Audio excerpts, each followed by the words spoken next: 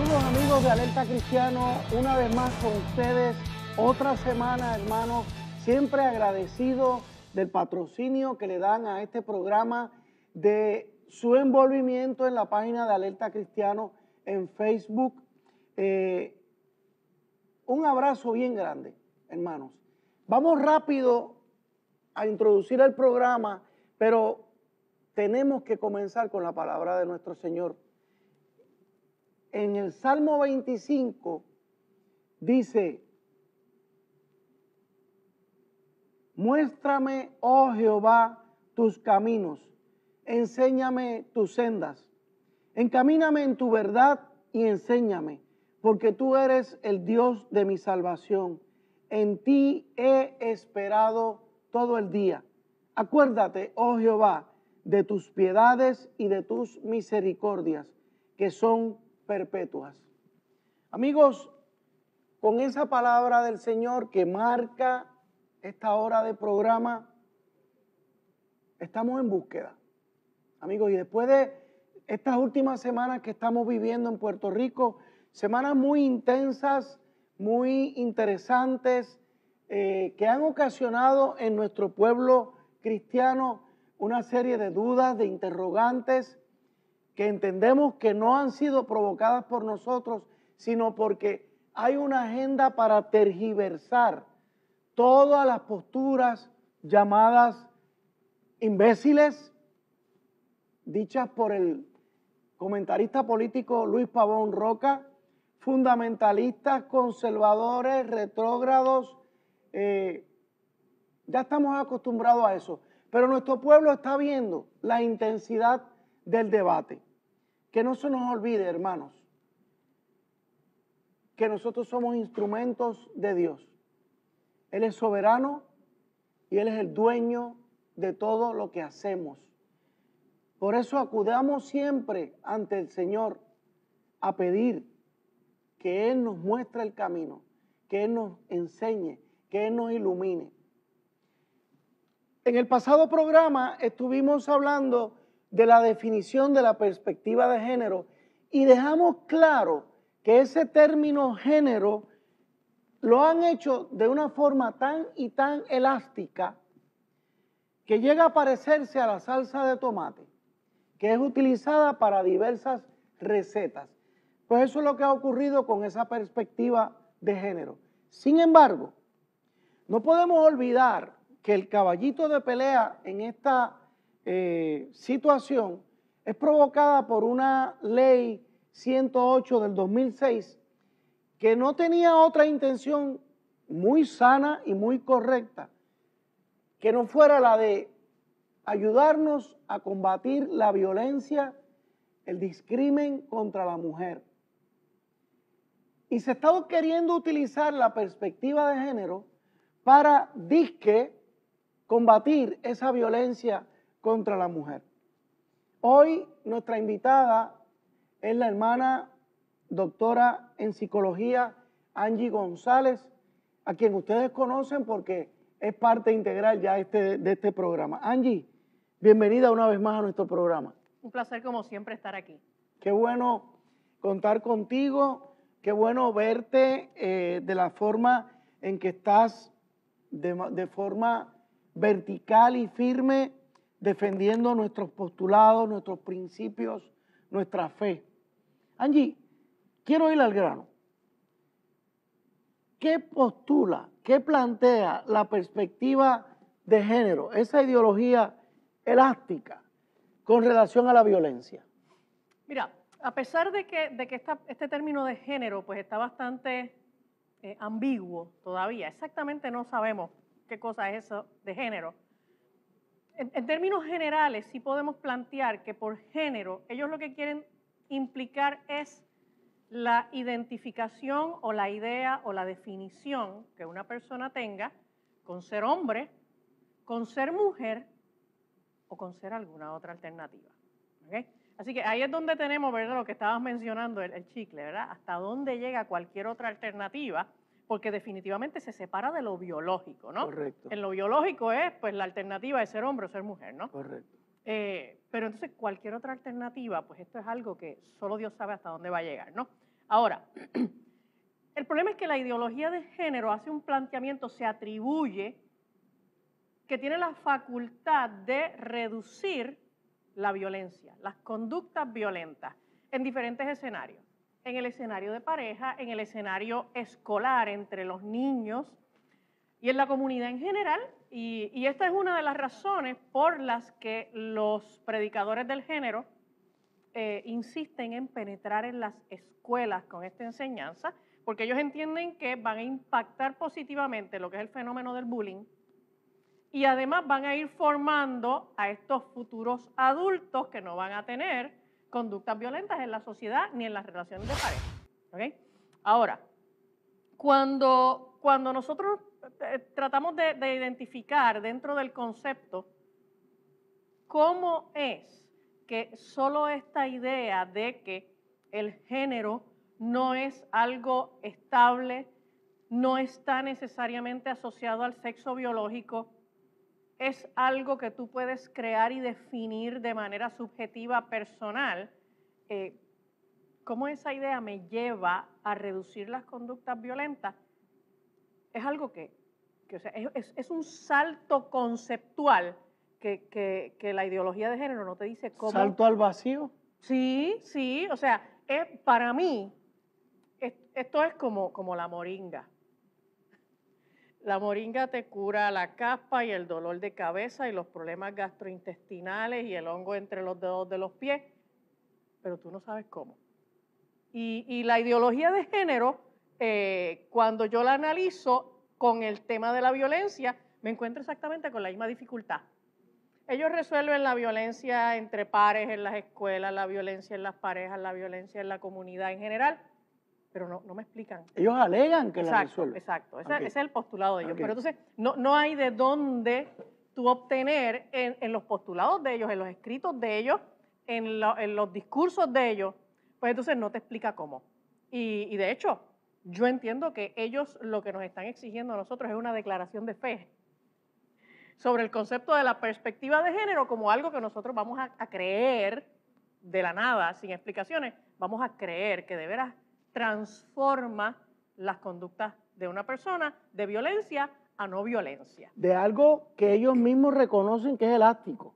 Correcto. Que de algo que podríamos pensar que están introduciendo en Puerto Rico, vamos a darle el beneficio de la duda, por primera vez, y que van a empezar tímidamente, si se puede hablar de tímidamente, y que eventualmente de aquí a unos cuantos años ese término va a seguir evolucionando, pero todavía hoy no sabemos a dónde va a evolucionar. Claro. Por lo tanto, no sabemos qué se le va a enseñar a los niños cuando estén en cuarto año de escuela superior. Exacto.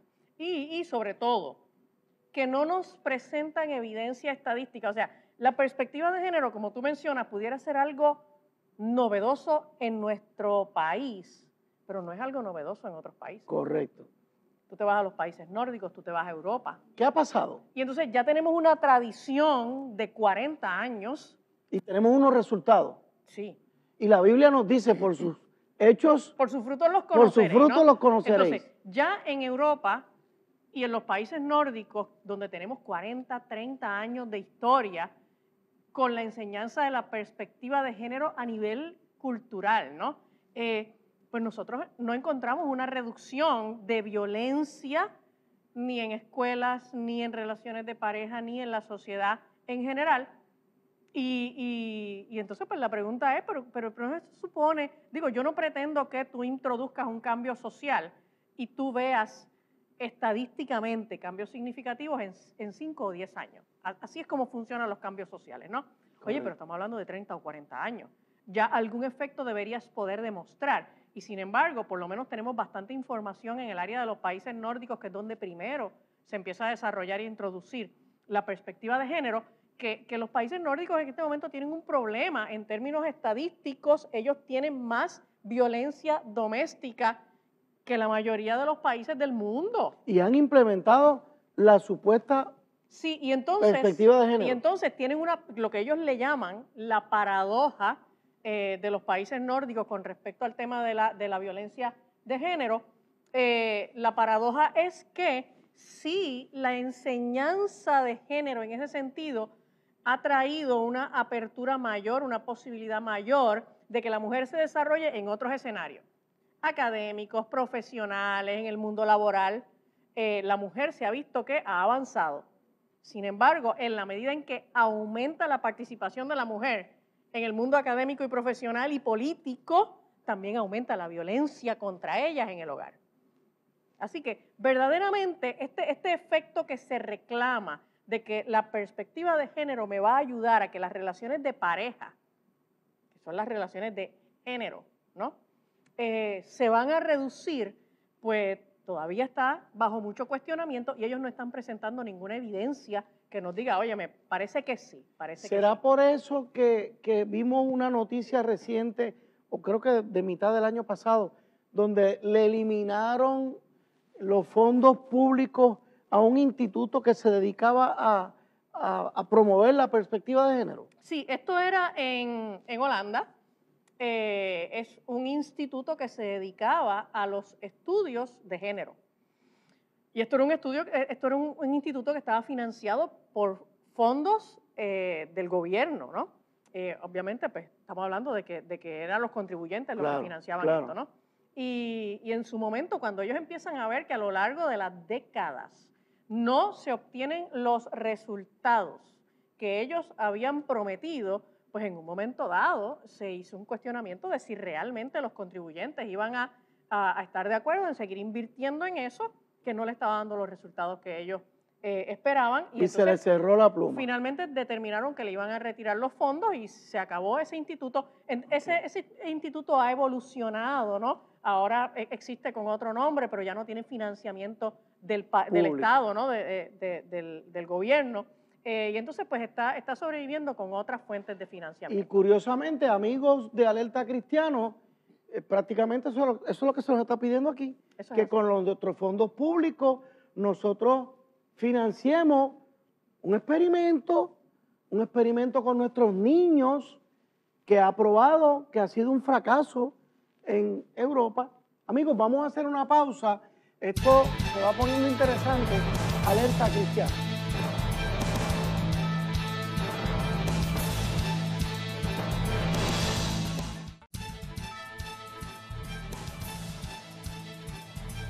De regreso con ustedes, amigos de Alerta Cristiano.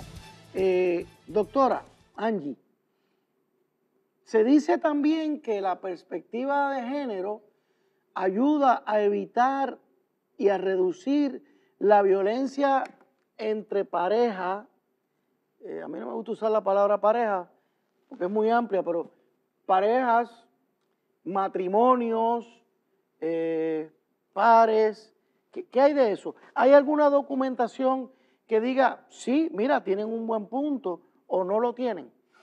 Bueno, de momento ellos no presentan evidencia sobre eso y yo quisiera que habláramos un poquito del fenómeno del bullying, porque una de las cosas que ellos alegan es que la enseñanza de la perspectiva de género reduce el bullying en las escuelas en la medida en que esa enseñanza elimina la visión de diferencia entre los géneros. Vamos a asumir que género, pues ellos lo plantean como ser hombre, ser mujer o ser cualquier otra cosa desde la definición de sexualidad, de visión de sexualidad, ¿ok? Y entonces, lo primero es que tenemos que tener claro qué cosa es este concepto de bullying, ¿ok? La definición que en este momento más se utiliza en el escenario psicológico es de un teórico de apellido Lindbergh, y Lindbergh establece que el bullying tiene que tener básicamente 3 características para no decir que hay una situación de bullying.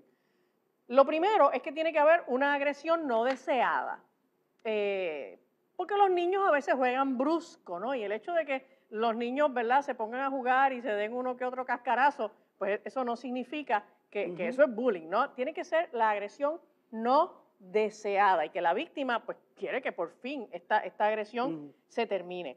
Lo segundo es que esa agresión tiene que contener un elemento de desbalance de poder. Una persona, o sea, el agresor, tiene que tener o de alguna manera percibir que tiene más poder que la víctima. Y lo tercero es que tiene que darse en un proceso, ¿no? No puede ser un solo evento, Tiene que ser una secuencia de eventos, tiene que tener una frecuencia, tiene que tener una repetitividad, ¿no? Ahora, los estudios de bullying han encontrado en Estados Unidos consistentemente que esa agresión no se relaciona con factores necesariamente de desigualdad en términos de raza, de sexo, de origen nacional, de orientación sexual. Esa violencia se da principalmente por los factores de edad, fuerza y tamaño, que es básicamente lo que nosotros hemos visto en este concepto de bullying, que el concepto puede ser nuevo, el nombre puede ser nuevo, pero la realidad es que todos nosotros, cuando estuvimos en la escuela, conocimos esta experiencia. Correcto. O la vivimos personalmente o vimos que otros niños la vivían, ¿no? Y entonces sigue siendo, la evidencia nos demuestra que sigue siendo el componente, que es parte de nuestra naturaleza humana en todas las culturas, que el más grande y el más fuerte abusa del más pequeño y del más débil. Y no tiene que ver con una diferencia, pues, digamos, religiosa, nacional, sexual, etcétera. Tiene que ver con la percepción del abusador de que puede agredir al otro sin que eso le traiga necesariamente una respuesta Correcto. Que le amenace, porque él percibe que tiene más poder que el otro. Claro. ¿Okay? Entonces, se ha encontrado también que hay una relación bien directa entre la edad y el bullying, independientemente del sexo.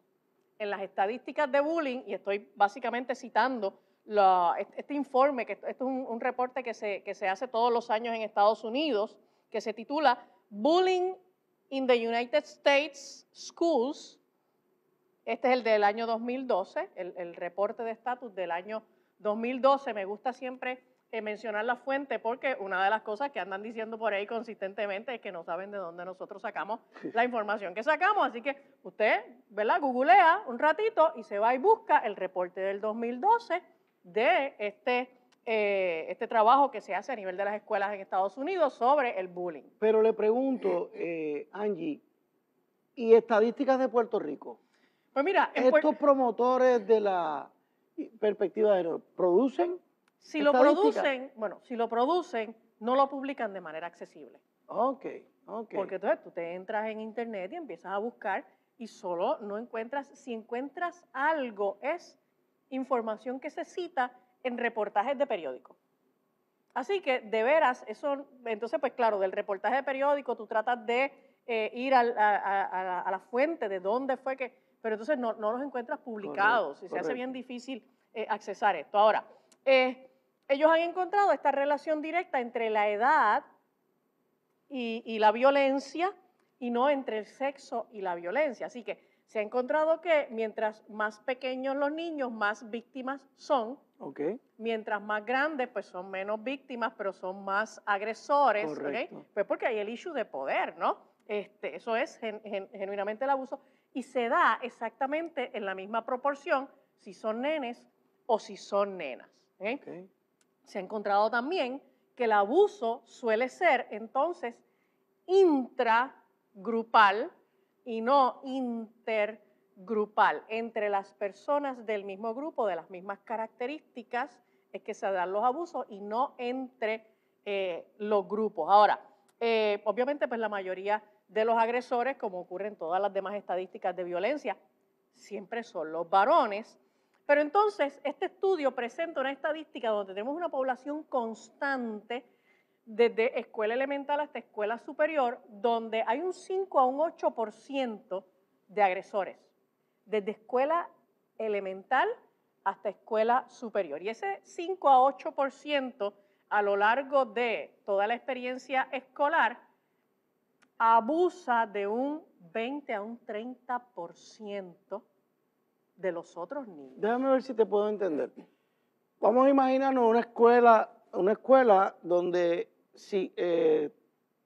50 estudiantes forman parte de una clase. Ajá. Entran en primer grado y se gradúan en 12. Correcto.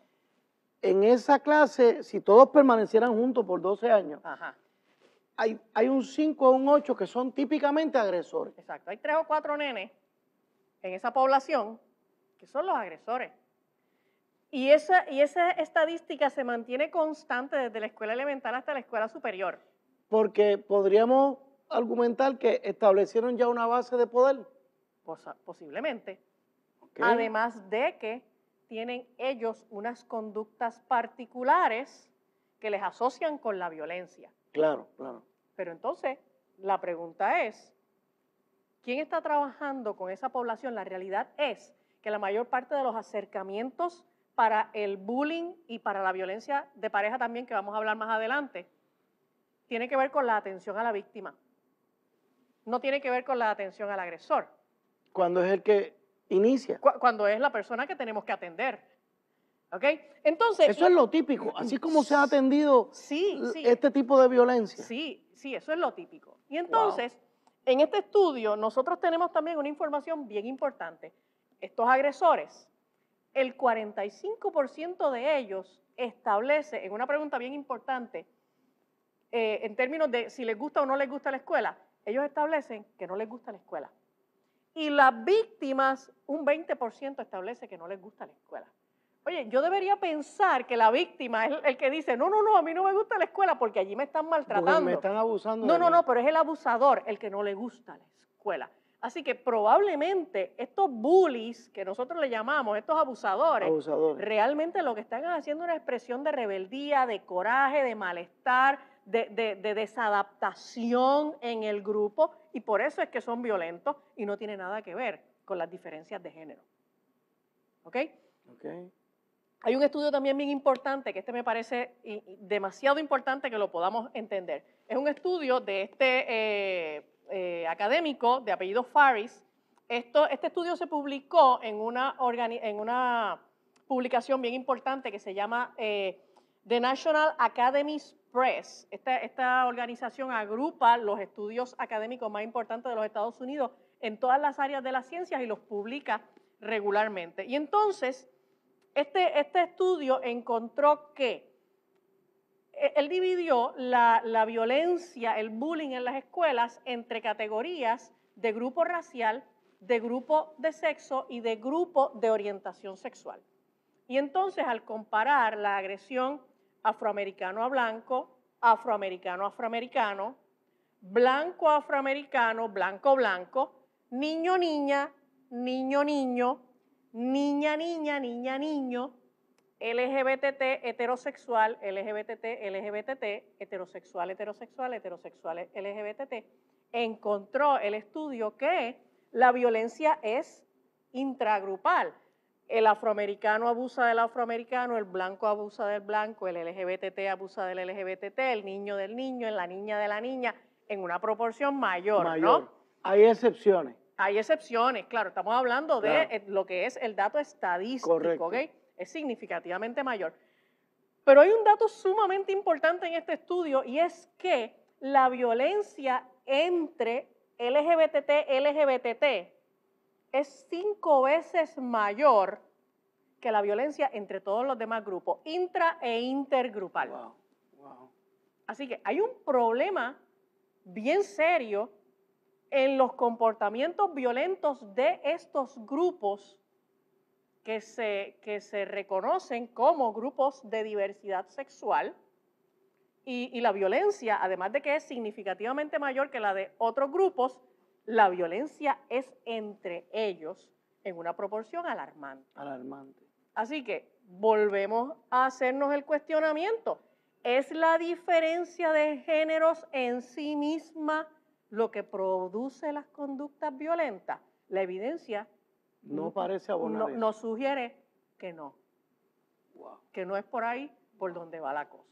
De nuevo, me hablaste ahorita del caso de Europa, ahora me estás hablando de las estadísticas que tenemos ya palpables, de Estados Unidos, hechos, 2012, sumamente reciente. Y un segundo aspecto del experimento que quieren tratar en Puerto Rico, lo estamos rebatiendo con las propias estadísticas de los Estados Unidos. Amigos, queremos experimentar, queremos seguir jugando con estos issues, porque un grupo tenga una teoría X. Vamos a hacer una pausa y continuamos con usted. Alerta Cristiana.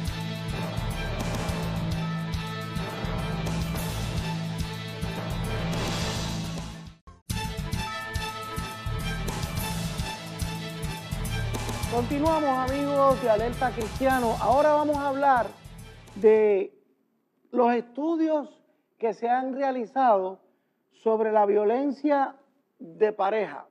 De nuevo, me gusta distinguir las parejas que cohabitan, las parejas homosexuales, las parejas que no están casados y o los matrimonios. Doctora, ¿qué hemos encontrado en esos estudios con respecto a esto? Pues mira, en lo que tiene que ver con el escenario de las relaciones de pareja, tenemos una historia bien consistente, bien abundante de estudios que desde los años 60 a los años 70 nos están dando información en el sentido de que las relaciones de pareja homosexuales y lésbicas tienen unas estadísticas de violencia significativamente mayores que las relaciones de pareja heterosexuales. Y tenemos, pues dependiendo obviamente de la población que se selecciona para el estudio, tenemos por ejemplo el estudio del AI que tiene 52% de violencia entre los LGBT más que los heterosexuales, 25% en el estudio de Brand, 33% en el estudio de COS, 2/3 partes más violencia doméstica en homosexuales que en heterosexuales en el estudio de Renzetti, 2/3 partes también en el estudio de Berry, 31% en el de Lockhart, o sea... Estamos hablando de que un universo de 100 parejas, Exacto. Me estás hablando y ya estoy tirando una media, entre 50 y 2/3. Exacto. Exacto, entre un 50 a un 60%. De esas 100 parejas, de 50 a 66, 66, exacto. utilizan la violencia entre ellos. Eso es correcto, eso es correcto. ¿Y cómo compara con la media de los matrimonios y o parejas heterosexuales? Los números se mueven en los heterosexuales entre un 20 a un 25%. ¿Cómo? Sí. Yo sabía que eran mayor entre los LGBT, pero no tan dramáticamente mayor. Sí, dramáticamente mayor. Obviamente, las parejas homosexuales y lesbianas son mucho menos en cantidad que las heterosexuales. Claro. Y entonces, si uno no sabe interpretar bien los estudios, uno puede pensar que, bueno, pues la violencia entre ellos es bien poquita. No es que sea bien poquita, es que la realidad es que ellos son poquitos. Ellos representan básicamente un 3% de la población y esto en la última encuesta de Gallup en el 2012 pone en esa encuesta, que es la encuesta más numerosa que se ha hecho en los Estados Unidos sobre los hogares homosexuales, ¿okay? Y que se entrevistaron unas 120,000 personas al azar, ¿okay? Pues nos está apuntando a un 3.4% de personas con conductas homosexual, lésbica, bisexual, transgénero, transexual. Así que verdaderamente son poquitos, es muy poca gente dentro de la población general en los Estados Unidos, y a pesar de que son tan poquitos, pues ellos cargan con una proporción significativamente alta de violencia en las relaciones de pareja. Y eso, uno de los factores que lo explica es la inconsistencia en la relación de pareja, el factor promiscuidad, ¿okay? Ellos tienen muchas dificultades para establecer relaciones de compromiso, relaciones de fidelidad, relaciones estables, y entonces cuando se empiezan a dar estos procesos de ruptura de relación y de infidelidad, es cuando se empiezan a precipitar la actividad violenta. Me aventuro a preguntarle, doctora, ¿tendrá esto algo que ver con el hecho de que en ese ambiente LGBT, sobre todo pienso en el área de los varones, el intercambio de parejas Ujú. sexuales es dramáticamente alto. Sí, Por ejemplo, leía en algún sitio que en California puede estar entre 100 y 200 y 300 parejas en un año. sí, sí. En los varones se ha encontrado, en los varones de conducta homosexual, se ha encontrado que la promiscuidad es muy alta. ¿Ok? Sin embargo, en las relaciones de pareja, homosexuales o lésbicas, se ha encontrado que la violencia es significativamente mayor entre las lesbianas. Uno pudiera pensar que son los hombres los que tienen más violencia en la relación de pareja, pero son las mujeres las que tienen. Y hay un estudio bien interesante que es de un teórico de apellido Ellis, que encuentra que las lesbianas tienen conductas más violentas y más conductas criminales que los varones homosexuales. ¿Okay? Y que las mujeres heterosexuales. ¿Okay? Significativamente mayor. Y esto es algo que otro otro estudioso de apellido Clement, este señor hizo un análisis en las comunidades de confinadas, mujeres en las cárceles, y se encuentra que la proporción de mujeres lesbianas en las cárceles es significativamente mayor que en la población general. De la misma cárcel. O sea, hay una población, de hecho, la población de mujeres lesbianas en la población general suele estar cerca de un 1.5, un 1.8. Que es mucho menos.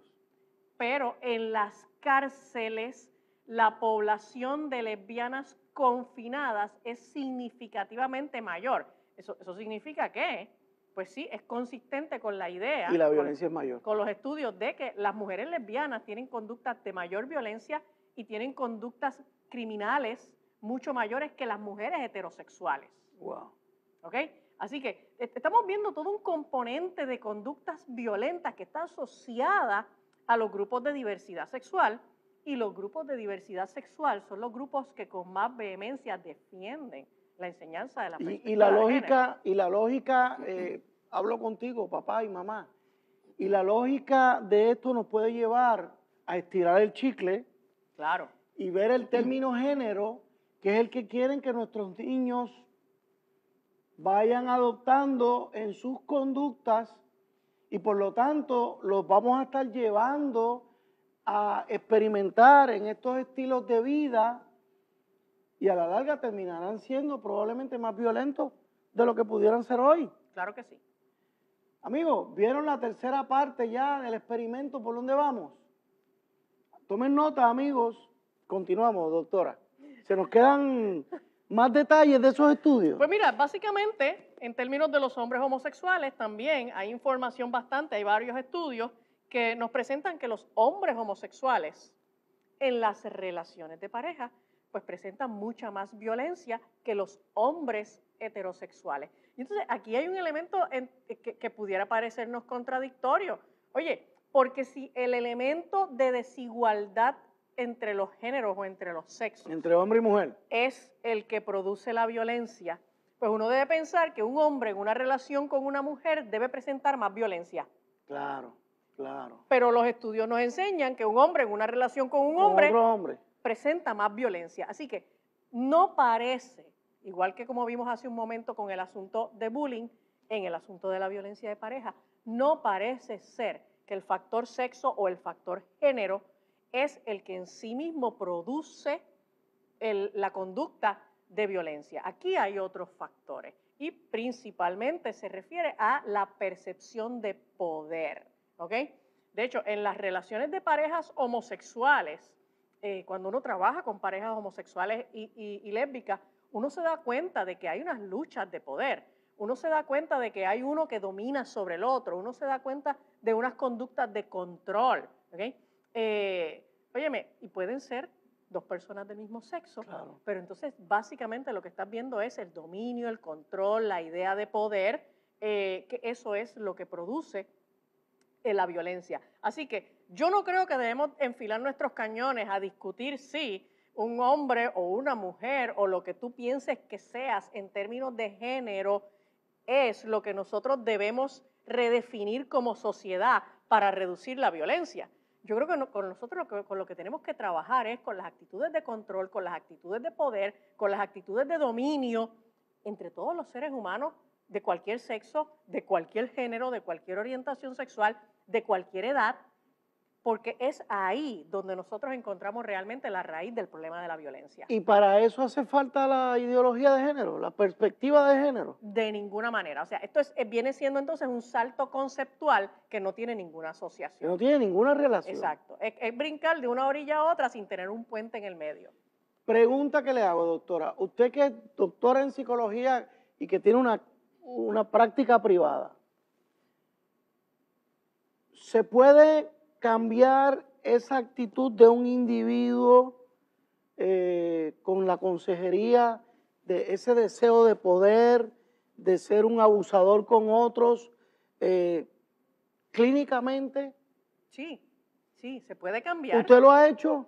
Se ha trabajado. ¿Usted ha ayudado a personas así? Claro que sí. De hecho, en Puerto Rico, lamentablemente, como mencioné al principio, hay pocos lugares, hay pocos escenarios en donde se le da servicio a los agresores, pero los hay. Los hay en la comunidad y los hay inclusive dentro de las cárceles. Hay algunos servicios. Agresores anónimos, pudiéramos decir. Agresores anónimos, Sí, correcto. Que quieran salir de esa Exacto, agresividad. que quieren salir y a veces están en estos servicios de terapia por una imposición del tribunal. Ah, claro, ¿Okay? claro. Y la realidad es que uno sí ve que hay resultados afirmativos, que estas conductas pueden cambiar, no cambian ni rápido ni fácil, pero cambian dentro del componente de terapia. Y si ese tipo de tratamiento o de terapia lo llevamos a las escuelas, ¿se ha visto progreso con niños o niñas que abusan de los demás? Sí, definitivo. De hecho, con niños se hace mucho abordaje terapéutico, ¿verdad? Para hacer modificación de conducta, particularmente lo que tiene que ver con el área de conductas violentas. Claro. Definitivamente sí. Van viendo, amigos, por dónde vamos. Vamos yendo a cada uno de los argumentos y con estadística. Luis Pavón Roca, aquí estamos los imbéciles, utilizando estadística. Aquí estamos los imbéciles, utilizando argumentos. Toma nota, Luis Pavón, tú eres abogado, tú eres un hombre inteligente. De hecho, todavía no te has disculpado con la comunidad cristiana puertorriqueña. Amigos, hacemos una pausa y regresamos en unos segundos.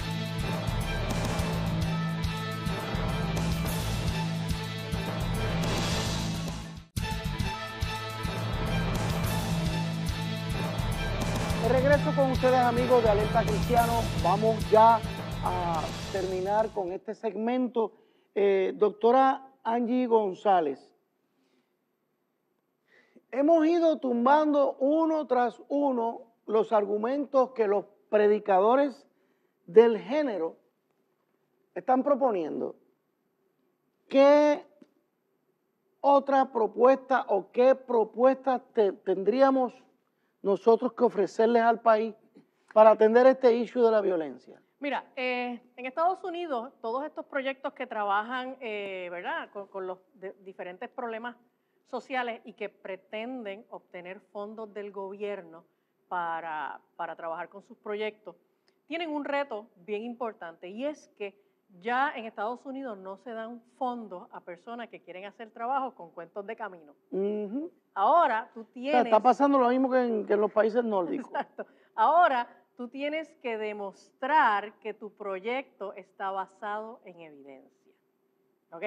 Y tienes que presentar cuáles son los estudios que sostienen que la idea que tú propones realmente ha demostrado ser efectiva. Correcto. Básicamente, los modelos de prevención y tratamiento para bullying, en este momento en Estados Unidos, los que están obteniendo fondos y que están demostrando, ¿verdad?, efectividad, son aquellos que han demostrado, número uno, que tienen efectividad en involucrar a los padres en los trabajos, en la vigilancia, en la presencia en las escuelas.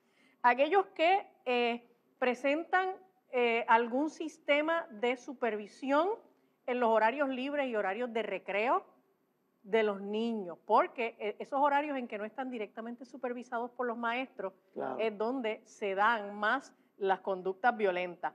Escuelas que pueden tener métodos disciplinarios claros y consistentes. O sea, si un niño sabe que agredir a otro le va a traer unas consecuencias disciplinarias, Correcto. eso es una idea pues que lo persuade, ¿verdad? Lo otro, estrategias de manejo en el salón, específicamente para los maestros, pues que sepan trabajar directamente con las conductas cuando se empiezan a dar delante de ellos. Que las escuelas tengan normas claras acerca del bullying. Oye, que en la escuela se hable, que hayan unas normas, que los niños firmen contratos de respeto al otro niño, que no es una firma, obviamente por ser menores, pues no es una firma como que un compromiso. tiene, exacto, una repercusión legal, pero es ese compromiso personal del niño, ¿ok? Que entiende lo que es el bullying y que se compromete a respetar a los otros niños, ¿no? Lo que es entrenamiento a maestros y personal de la escuela y la tecnología de seguridad. Escuelas que tienen cámaras, escuelas que tienen detectores de metales, porque en Estados Unidos nosotros solamente nos enteramos de una que otra noticia, pero en Estados Unidos se dan muchos asesinatos. Las peleas de gangas. Exacto, en las escuelas por causa del bullying. Así que básicamente por ahí es que va lo que ha demostrado efectividad trabajando con el bullying en las escuelas. Lo que ha demostrado efectividad trabajando entonces con la violencia en las parejas tiene que ver primero con la formación responsable de la pareja. Esta cosa de que no es que tú te conociste hoy y te fuiste a convivir mañana, sino que tú vas trabajando ese proceso de conocer y formar tu relación de pareja de una manera más responsable. La educación, la accesibilidad de terapia de pareja. Ha demostrado que, oye, en la medida en que la gente reconoce que la terapia está accesible, que accesible en términos de costos, accesible en términos de distancia, pues entonces la gente empieza a tener problemas de pareja y caen entonces a donde un consejero, a donde un pastor, a donde un psicólogo que puede empezar a trabajar con ellos. Los grupos de apoyo para parejas, lamentablemente nosotros en Puerto Rico lo que tenemos son grupos de apoyo para las víctimas. Correcto. Pero no tenemos grupos de apoyo para parejas, para que puedan entonces ir trabajando de manera preventiva sus dificultades de pareja. Lo que es atender las situaciones como el uso de sustancias, drogas y alcohol está directamente relacionado con la violencia de pareja. La violencia en los medios, eso está más que demostrado en la medida en que la gente se expone a información de violencia consistentemente a través de los medios de comunicación, tú te vas normalizando la conducta. Claro. Así que tú te vas aclimatando a la violencia como una conducta que puedes admitir a diario en los juegos que nuestros niños utilizan también. Los videojuegos, imagínate. Exacto. Y cuando empezamos a trabajar de manera más eficiente con los issues sociales que tienen que ver con la economía, la pobreza, las dificultades, por ejemplo, de vivienda, eso también impacta positivamente lo que nosotros queremos, que es la reducción de la violencia en las relaciones de pareja. O sea, en otras palabras, que nuestro gobierno debería enfocarse más en resolver nuestras situaciones económicas. Correcto. Y no estar complicándonos la vida con este asunto que tanto violenta el estilo de vida típico de las familias puertorriqueñas y o que no nos meta en este salto al vacío que nunca sabremos el costo económico que puede traer el cambiarle la vida a los niños con lo que ya estamos viendo en otros países de esto. Ahora, doctora, tan reciente como el lunes fue la enorme manifestación, una expresión masiva de nuestro pueblo, contraria a todo esto. Allí hubo unas manifestaciones violentas, verbales, yo creo que hubo hasta cierto toque físico. ¿Usted presenció algo de eso? Yo estuve allí, tengo fotos, hay videos, no es la primera vez que vemos esto, o sea, nosotros hemos participado en este tipo de manifestaciones. ¿Qué usted vio allí? Pues básicamente estos cartelones con una provocación, con un mensaje soez, ofensivo, con unos vocabularios, ¿verdad?, bien bajos, hablando contra nuestra causa hablando contra nuestra fe en unos términos que sencillamente son callejeros, inaceptables, son bien Correcto. agresivos. Y entonces, pues desde el principio se había establecido que para nosotros estaba destinada el ala sur del Capitolio, para ellos estaba entonces resguardada el ala norte del Capitolio. Bueno, pues ellos se pasaron hacia el ala sur, al área de nuestra manifestación. Uno vio todo tipo de comportamientos groseros, mujeres estrujándose los pechos en provocación delante de nosotros, hombres remeneando el trasero de una manera vulgar delante de nosotros. Casi desnudos. Casi desnudos, epítetos. Y entonces la violencia no sé qué, bueno, en el momento en que ya fuimos a empezar a marchar hacia el área de la fortaleza, pues hicieron esta barricada humana frente a la guagua que llevaba el sonido para no dejarlos pasar. O sea, era todo un ambiente de provocación, de violencia, pero no solamente allí. Bueno, entonces en el transcurso del resto de la semana, pues hemos tenido que escuchar todo tipo de comentaristas en los medios de comunicación, en la prensa, editoriales, análisis, donde nos han insultado, donde nos han dicho, ¿verdad? Nosotros que somos ahora los imbéciles fundamentalistas, ¿no? Desde charlatanes, etcétera, ataques a nuestra credibilidad, a nuestra integridad personal. Entonces, pues uno dice, pero ven acá, si esta gente no son los predicadores del género. La idea de género, la ideología de género es la doctrina que ellos predican y que yo supongo entonces que ellos creen, porque si la predican es porque la creen. Claro, claro.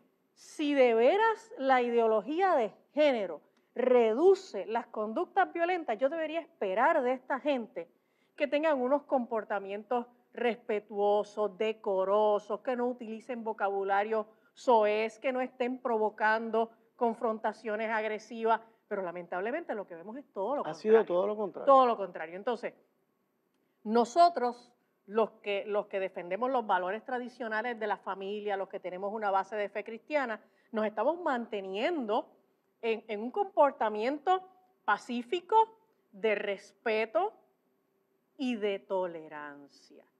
Porque es contra nosotros contra quienes se está haciendo la verdadera agresión. Correcto. Y nosotros pues solamente pues estamos aguantando, ¿verdad? Aguantando callados, y lo estamos haciendo en una clara expresión de lo que son nuestras ideas de fe. Correcto. Lo estamos haciendo, o sea, la gente podrá no creer en nuestro Dios, pero lo que nosotros estamos haciendo representa lo que nuestro Dios nos ha dicho que hagamos, ¿ok? Correcto. O sea, que nosotros no paguemos mal por mal, que nosotros amemos a nuestros enemigos, y eso es lo que hemos estado haciendo hasta este momento. Yo en todo momento me planteo cómo es que 12, 15 personas se meten a provocar a una población de decenas de miles de manifestantes con este tipo de ofensas y se atreven a hacerlo. Pues mira, la respuesta es que no es valentía, es abuso. Es abuso. Porque como ellos saben que nosotros somos una cultura de paz por causa de nuestras creencias de fe, por eso es que ellos se atreven a meterse de esa manera y a provocarnos de esa manera,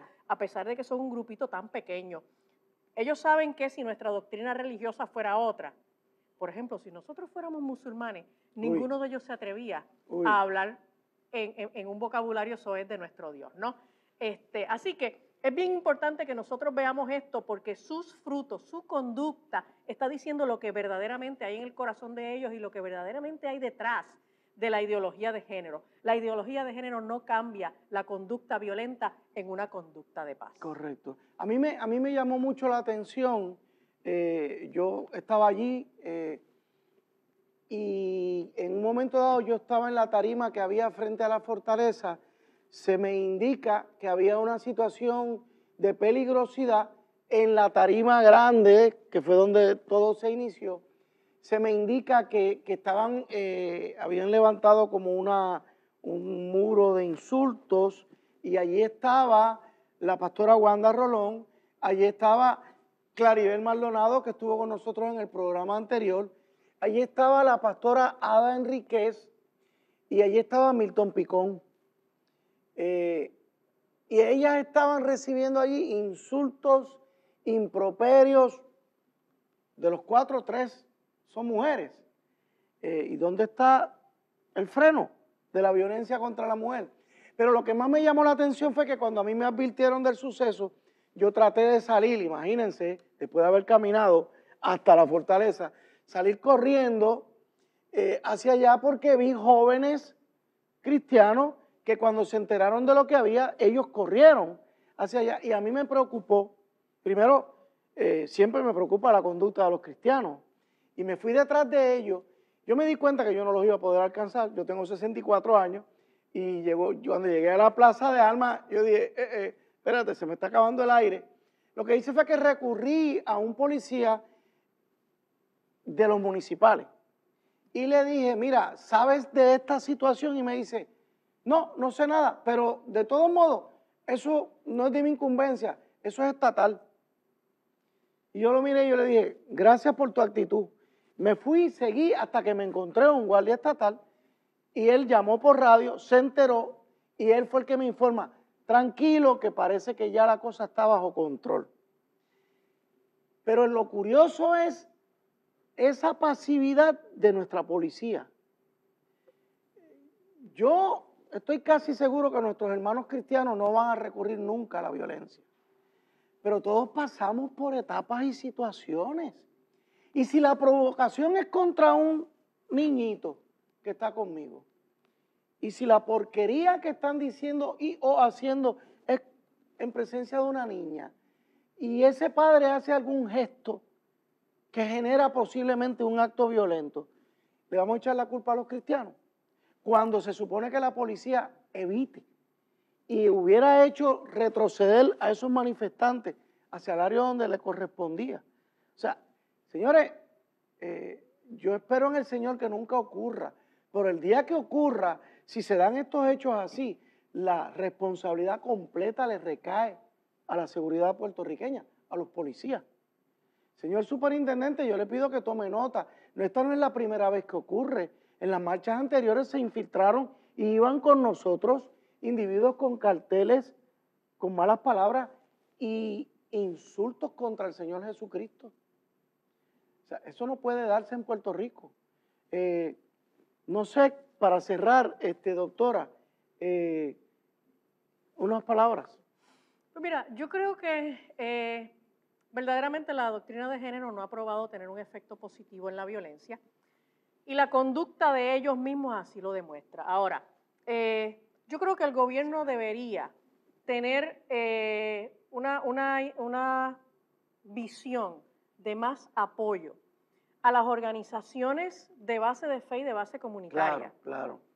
Que en el último análisis son las que están haciendo el trabajo con todas las personas en las escuelas, en los matrimonios, en las parejas, etcétera. Somos los que genuinamente estamos trabajando con estas problemáticas. Claro. El gobierno debe darnos más apertura, más respaldo, más apoyo, porque somos nosotros los que verdaderamente estamos trabajando de manera efectiva con el problema de la violencia. Y que no lo tenemos, señor gobernador, no tenemos ese apoyo. Al contrario, la Oficina de Bases de Fe está haciendo unas cositas que ya eventualmente le dedicaremos un programa a cosas que estamos viendo en esa oficina. Hermanos, lamentablemente, como siempre nos ocurre, el tiempo no nos da para todo lo que queremos transmitir. Doctora, gracias por acompañarnos una vez más en esta jornada. Hermanos, que Dios los bendiga mucho. Alerta Cristiana.